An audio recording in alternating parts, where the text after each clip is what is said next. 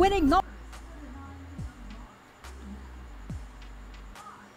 Okay mga kalaro, eto na ang ating official PCSO Lotto result ngayong alas 9, October 14, 2023. Kung meron po kayong ticket ng pang alas 9 ngayong Sabado, eto na po yung tamang video para ma-check kung kayo po ba ay nanalo or hindi. Yung mga first time na ngayon lang po tayo napanood, subscribe dahil dito po updated ka sa Lotto result. Pwede ka pang manalo ng aming pinamimigay na 500 pesos na GCash.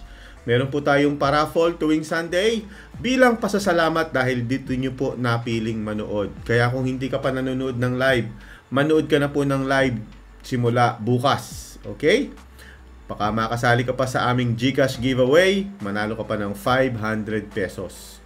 So ang ating game for tonight, 655, 642, 6D, 3D at 2D. At eto na po ang lumabas sa ating Grand Lotto. Sa Grand Lotto, 55, 37, 9, 26, 10, at 43. Ayan.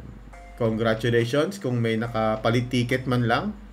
Para sa ating Lotto 642, ang lumabas na number combination ay 23, 16, 26, 37, 25, at 41. May nanalo po niya nung isang araw kaya balik po yan sa 9 million.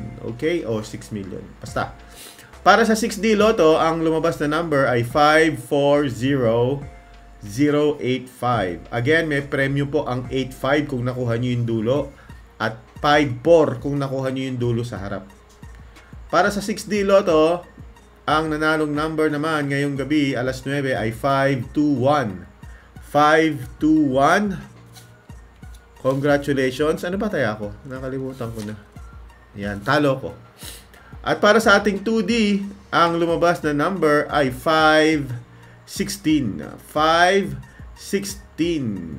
Okay, thank you very much sa mga nanood ng live at yung mga gusto pong makapanood ng live draw, yung mga late. Ito po, ulitin natin para sa inyo.